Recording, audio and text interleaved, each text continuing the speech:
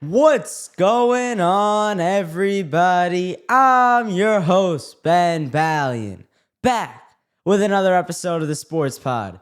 And in today's episode, I'm going to preview the Final Four, which tips off from the Alamodome in San Antonio tomorrow night. For the first time since 2008, all four 1 seeds have made the Final Four. I'll get into all of it on the other side of the intro. Hit it. DiVincenzo a three. Bang! Bang! At the wall, he jumps. It's gone. He did it. He did it. Pete Alonso with the most memorable home run of his career. All right, before I get into the episode, I just want to tell you how this episode is going to format. So I'm going to go through all the teams remaining, what I like about them, maybe what I don't like about them, and then I'll preview the matchups and give you my finals prediction at the end. All right, let's start with Auburn. Out of the South Quadrant, I am not that moved by Auburn. I mean, I get they're good, and I get Johni Broome, and I love Tahad Pettiford coming off the bench.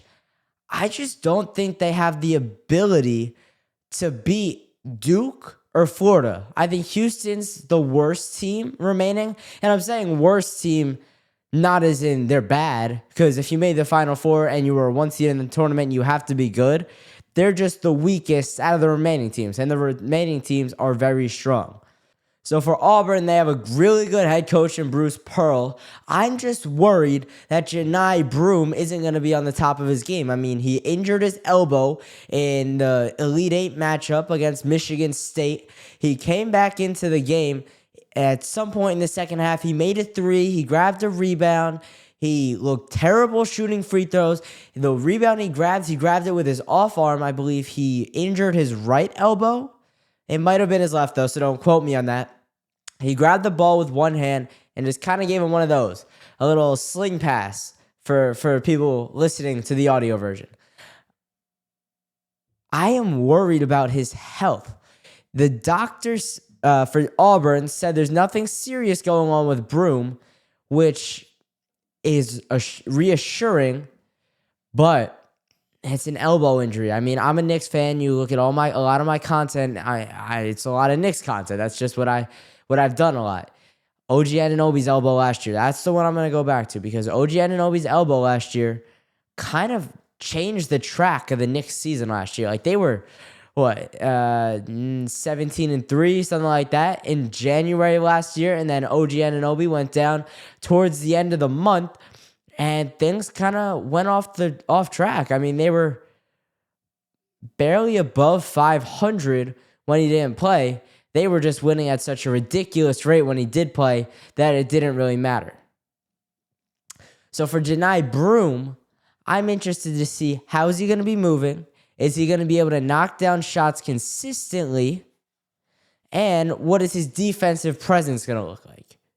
Because college basketball, and especially in the Final Four, in the national championship, in March Madness, you need defense. Defense wins championships. It's exemplified in March Madness. So the Auburn Tigers need Johni Broome on the top of his game defensively if they want to beat Florida, who I think could win the whole thing. I'm going to get to a couple more things about Auburn. I just don't think they have the shooting to do it. I mean, Tahad Pettiford's been scoring like 20 a game off the bench. He's a shooter. Johni Broome can shoot. But what they're built off of is their size. They have forwards. They have Johni Broome is their leading forward.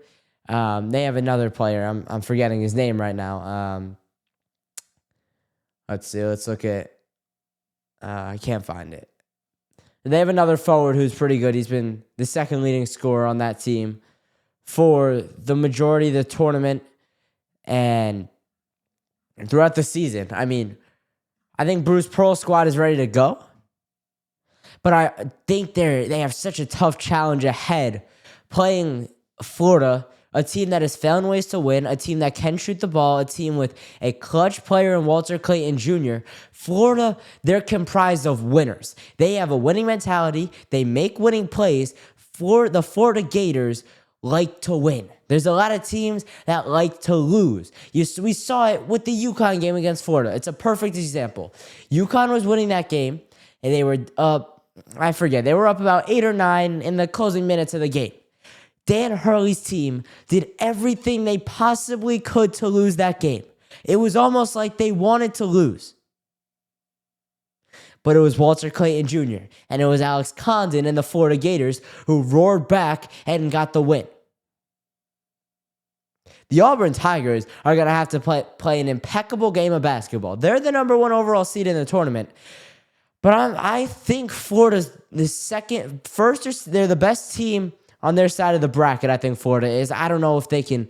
I think they can beat Duke in a single game elimination. I don't think I could put them ahead of Duke because Duke is just loaded. Con Knipple, Cooper Flagg, Malik Brown is back from his shoulder injury, Tyrese Proctor.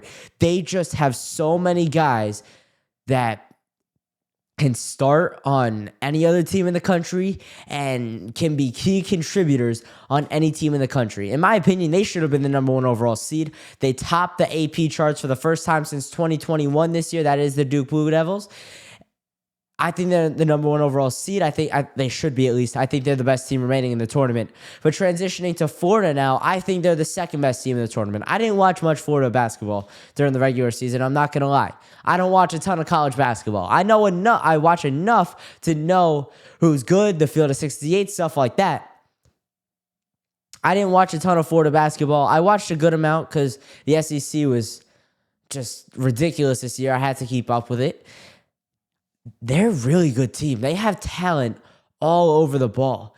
I mean, what Florida has been able to do in this tournament is really it.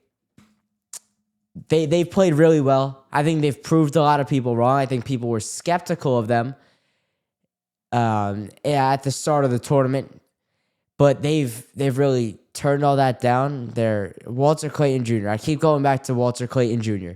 His shooting ability, he's got ice in his veins, and he's one of those guys that you look at and he's like, he's undersized, but he's one of these guys. He's quick, he could score, he has a high basketball IQ, and I think he's good enough to lead a team to a national championship. I just think that's the truth. And I'll give my prediction for that matchup right now, the Auburn versus Florida game. I'm taking Florida. The way this tournament has gone, it's been all chalk. There's 2 1 seeds on this side of the bracket, 2 on the other. That makes 4. You know how many 1 seeds there are in the tournament? There's 4. So I do believe that Florida's the best team on their bracket. And they're going to win this game. I don't think Auburn's going to be ready. Like, I know for a fact Florida's going to come out with a chip on their shoulder. I know for a fact that they're going to come out shooting the ball. They are one of the better offensive teams in the country. I mean, you look at Alabama, they're definitely the best offensive team in the country. Mark Sears just didn't show up in the Elite Eight. He had 6 points. It's ridiculous. That was one of the most letdown performances of the tournament, if not the letdown performance of the tournament. But then you look at a team like Auburn. They have Janai Broome. They have Tahad Pettifer. They can score the ball a fair amount. I just don't think they can score and keep up defensively the way Florida can. The way Alex Condon was nursing an ankle injury earlier in the tournament. It doesn't seem to be ailing him anymore. I haven't heard any reports on that. I haven't read anything that's going to be slowing him down. So I think he's going to be ready to go. You got Walter Clayton. I know I've said his name 1,000 times, but he's the fearless leader of that Florida Gator squad, and he's going to make a big impact on this game when the Florida Gators advance to the national championship. All right, let me get to Duke, the Blue Devils, the team everyone thinks is the best in the country, and the team that really is the best in the country. Cooper Flagg, he's an alien. He's a unicorn.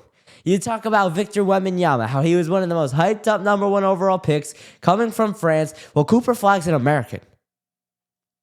Cooper Flagg is going to be one and done at college. He won the AP Player of the Year as a freshman. He's an All-American, one of 4 freshmen to do so this year. Where do we put him in NBA prospect hype rankings? Like, obviously, I think LeBron is up there. You have Wemby. You have Cooper Flag. You got that Michael Jordan, Patrick Ewing draft was really hyped up because I think Hakeem Olajuwon might have also been in that. That's before my time. I'm pretty sure he was. But if he's not, don't get mad at me about that. So for Duke, they have the offense. They have the defense. They have the best starting lineup. They have one of the best benches in all of college basketball. They could shoot the three. They could score in the mid-range. They can make layups. And they can lock you down on defense. What can't they do? What is stopping them from advancing to the national championship? What is stopping them from winning a national championship? Well, there's two teams that I think will be there. Houston, we know for sure. And then I think Florida will be there waiting for them in the national championship. And that's my prediction for the game. I think it was a pretty obvious one. I just don't think Houston's defense is going to be enough to slow down Duke. Because Houston already has had games in the tournament where they've been really good on defense, but their offense isn't enough, and it's still a close game. The Gonzaga game is Exhibit A. That's the one I'm really looking at. LJ Cryer is a great offensive talent. His jump shot is pure. His jump shot is amazing. But that's not enough when you're taking on Duke, and you're taking on Tyrese Proctor, and you're taking on Cooper Flag, and you're taking on all these guys that have been some of the best players in the country this entire season. Houston just doesn't have enough to hang with Duke and to beat Duke, in my opinion. And I think that's the consensus opinion as well. So for Duke, they just got to keep playing their game. They can't get lazy now. They can't get lackadaisical now. They can't take this one for granted. Houston's going to put up a fight. Kelvin Sampson and LJ Cryer, that old coaching staff, that roster, they're going to be ready to go. It's going to be a matter of, is Duke locked in? Do they keep their foot on the gas when they go up, when they have their foot on Houston's neck? Do they end the game right there? Or do they let Houston hang around? And they let Houston percolate? And they let Houston back in the game? And then it becomes a game. And then it's like, oh, Duke has escaped with the win. Oh, it's a 3-point game in the last 2 minutes. Duke has to go out early, keep their foot on the gas, and win this game by 20 points, like I think they have the ability to do. That's just what Duke has done all year. They've been so good this season, and I think it will continue. The one thing I'm worried about, and this goes for all teams on the offensive side of the ball, is the Alamodome. I mean, we saw when the Spurs played there a year, or I think it was last year when they sold out the Alamodome. There was like 100,000 people in there, or something like that. Somewhere around there. Let me see. Alamodome capacity. 6,500, so I was quite a ways off with that one. But that's besides the point, though. The point I'm trying to make is that it is cavernous in there. It is a huge arena, and this would go if they were playing at an NFL stadium like they normally do. It is huge. It's a different perception. You have to get used to the look. When you're looking from, the free throw line, the top of the key, you're not looking at a ceiling that's regulation height for a basketball arena. You're looking at hundreds of rows of seats. You're looking at a wall that is very far away from you. It's different, and it's adjustment that these guys have to make, but it goes for every team, so it's not going to be really a talking point unless one team shoots like 5% from three and another team just goes crazy or even shoots normal, because it's going to be I would say if Duke shoots normal and Houston has a bad shooting day, I think Duke will beat the brakes off of Houston. Let's just leave it at that. All right, my national championship prediction. The team that will win the 2025 NCAA tournament is the Florida Gators. I just think that they're winners. I think Walter Clayton is good enough to do it. I think Alex Condon, that dynamic duo in the pick and roll game, shooting threes, isolation, they are just winners. They find ways to win basketball games, and there's not enough teams that do that. Duke hasn't been tested enough in the tournament. Yeah, they had some close games early in the year. I think Tennessee might have beat them earlier this year. I know they lost early in the regular season. I think Auburn beat them is the one I'm looking for. They haven't been tested in a while. And I just think Florida has played pretty much every game has been close. Every game has been within 10, 15 points. It's been highly contested down the stretch. They haven't had a game where it's a free throw shooting contest, many stoppages in the final minute and a half, 2 minutes. I think they're battle tested, they're ready for war, and they're ready to go head to head, go toe to toe with the Duke team that, yes, they've been so good all year. Are they going to be able to do it on the biggest stage? This is going to be a test. Cooper Flagg has had a lot of eyes on him all year. This is the most that he will see all year. This is the most media coverage he will get as a college basketball player. Will he live up to his hype? Will he sink below? Will he fade to the background? Will it be Con Knipple who has the big game? Will it be Malik Brown coming back from his shoulder injury that has limited his minutes, limited his role on the team? He said today that he expects to have a bigger role now that he's coming back from injury. I think that could be a huge help for Jon Scheyer's team. But in the end, the Florida Gators are battle tested, and they're ready to win a national championship. I think this is the year. It's such a chalky tournament that's where I'm concerned because of all the chalk that has happened. I think if this game goes chalk, it'll go Florida and Duke would win if it's chalk. I like Florida, though. I think they're ready to go. And I just want to talk about the chalk for a second. It was good for a little bit. It was refreshing. You can't have 15 upsets every year. You can't have a huge number of games where it's just random. So it was good for about the first day and a half, 2 days. But after that, you're like, oh, this is kind of boring. I mean, there hasn't been an upset since the first weekend. No, there was an upset in the Sweet 16, BYU over Wisconsin. Besides that, I don't think there was an upset in the second weekend. It got boring. And I hope something crazy happens in this Final Four, because this was one of the more boring March Madness tournaments we've seen in a while. But it is what it is. Well, I think the Final Four will be exciting now that you have 4 1 seeds in it. And I'm excited to watch Saturday night from the Alamodome. Cooper Flagg and Duke will win, as well as Florida with Walter Clayton. And then on Tuesday in the national championship, it'll be Alex Condon and the Florida Gators coming out on top. All right, that's going to do it for this episode. If you enjoyed, please consider subscribing, liking, following, sharing with a friend.